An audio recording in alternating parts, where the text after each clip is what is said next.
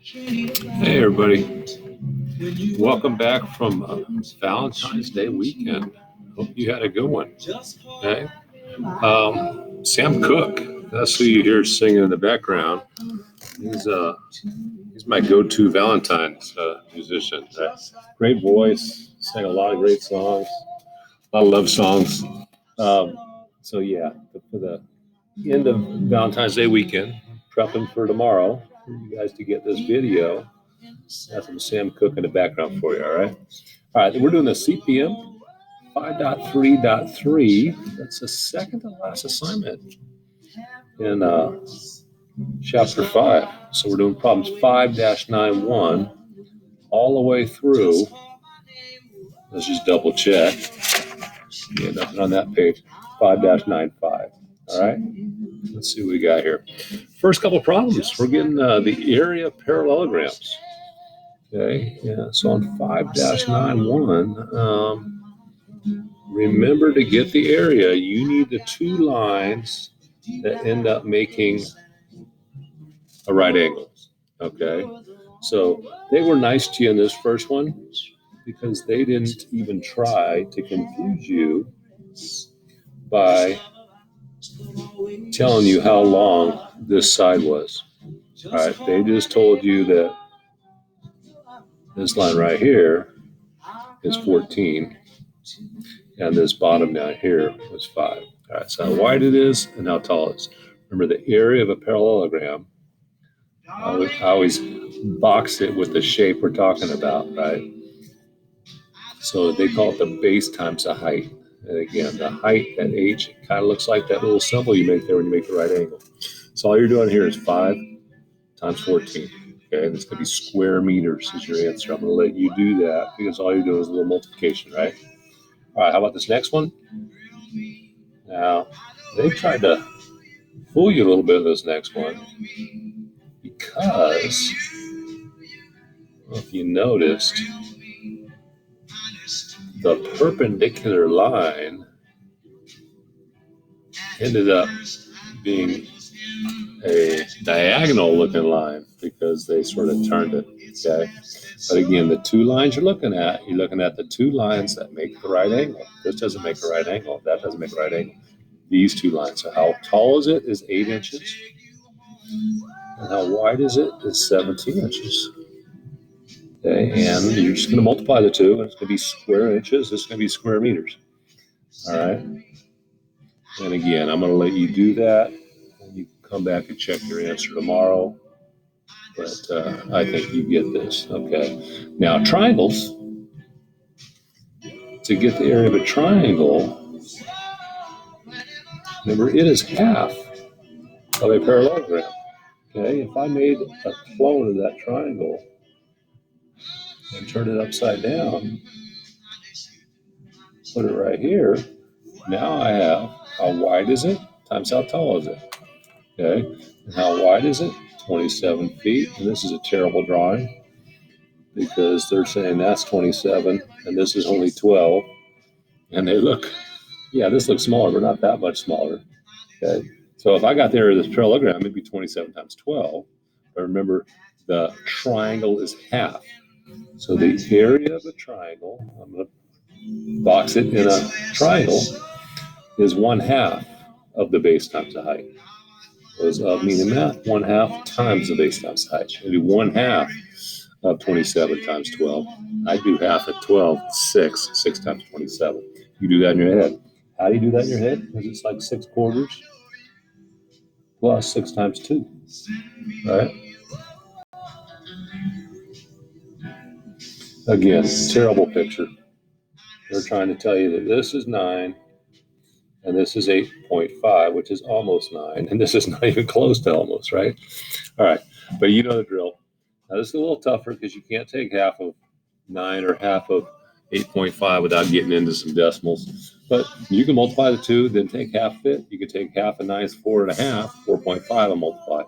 Either way, I'm going to let you do the math. This is the formula for triangle. This is the formula for parallelograms. All right, now we get to graph something. Okay, now what am I graphing? 6, 5, 8, -2, -4, -2, -2, 5. So I know I have to go at least 6 over, at least 8 up, but the negative is not far at all. So I'm going to go 5-9-3, make my grid here, okay, and I'm just going to do it like this. Why? Because I need to go pretty far to the right and pretty far up, but not that far in the negative, right? -1, -2, -3. So what do we call it? Remember how we divide this into 4 spots? Okay, this is quadrant 1, this is quadrant 2, quadrant 3, and quadrant 4. And remember, everything in quadrant 1 is going to be positive, positive. Everything in quadrant 2 is negative first, and then up is positive. Everything in quadrant 3 is negative and then negative. And everything in quadrant 4 is to the right, that's positive, and then down is negative. Okay, just a little remember. And what is this point called again? O is called the origin. That's where you start, where everything originates from. Okay, get that? All right, let's plot these points, 6 and 5. Now, what do I do first? Do I go over first or up first? If you don't know, then write in big cap locks, over and up. Okay, now you can put the arrows going both ways because we're 4 quadrant now. Put a positive going up, negative going down, positive to the right, but negative to the left. Okay, over and up.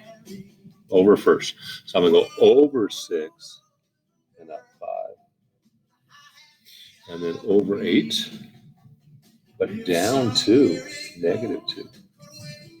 8, -2, 6, 5. Go ahead and write my coordinates. Okay, this is good practice. -4, -2. -4 and -2. And then the last one is -2 and then up 5. And what shape do I make here? Let's check it out. Connect those 2 dots. Connect those 2 dots. These are horizontal lines. So 2 horizontal lines, those are parallel then, right? So 2 lines are parallel, the other 2 are not. That is called a trapezoid, right? Okay. So now what you want to do is you want to find the length of the top base. How far is it from here to here? Okay, I'm going to let you see that. And then I'm going to have you, it says find the distance from the bottom base. Okay, top base, length of the bottom base. Okay, so they said to go ahead and label this. A, B, C, D. And they want you to find CB. Yeah, CB. And then they want you to find AB. How long those are. Okay. And now the distance between the 2 bases. So like from here to here. Okay. I'm going to let you find that. Okay. So this is A. That's B. All right. Now on to factors and multiples. 5-9-4. Okay. Write in big letters. Make that the F really big. Factors fit. Okay. Write in big letters. Especially the caps, the first. Multiples are many. Okay, it's called alliteration. Okay, so factors fit. Okay, the factors of 24 all fit into 24. Okay, but they're telling you the factors of 7 or the multiples of 7. Factors of 7 are just 7 and 1. Nothing else fits into it. The multiples of 7 are 7, 14, 21, 28, right? What are the first 6 multiples of 9, sorry. Well, it's 9 times 1, 9 times 2, 9 times 3, 9 times 4, 9 times 5, 9 times 6, right? That's the first 6 multiples of 9. Okay, you're going to find the first 6 multiples of 12. Okay, and then you're going to find the least common multiple of 9 and 12. So you're going to find the smallest number that is a common multiple, right? And then on D, I'm going to go ahead and write LCM, that's the least common multiple. And on D, you're going to find the greatest common factor. Okay, so that means you're looking for the greatest number that fits into 9 and 12. Okay, when I find the numbers that fit into 9, I got 1 times 9, 2 won't fit, and 3 times 3, that's it. All the factors of 9 are 1, 3, and 9. Okay, now you're going to find the factors of 12. I found 2 of them for you. Okay, see what fits into there, and then find the biggest one that fits into both. Okay, all right. Hopefully you remember how that works. Otherwise, you'll get a good review. Right? If you don't, that's good that they asked this question. All right, I'm going to turn Sam Cooke off so we can finish this up. Otherwise, it's hard for me to concentrate. I want to start singing, Sam. Yeah, his songs are really great songs. I always want to start singing, and you don't want that, right? I have to make you promise you don't tell my wife on me for singing to you again, right? And she's right over there, a little upside down now. She's doing her Google Classroom work too. We're a pair today at the Taylor Mountain too. Fun. All right, 5-95. What are we doing here? We're drawing a number line, and then we're going to draw and label a dot to show the position of each of these numbers. So A, we got 2.5. B, we got 1/2. C, -2. D, 0.5.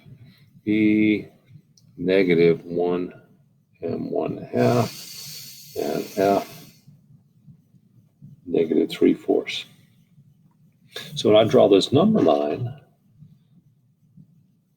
I put 0 in the middle. Okay, the biggest number to the right is positive. That's the only one that's bigger than 1, huh? 2.5. So I'm going to divide these up into 4. So that's 1, 1, 2, 3, 4. 1, 2, 3, 4. That's 2. 2, 3, 4. That's 3. 2, 3, 4. That's -1. -2.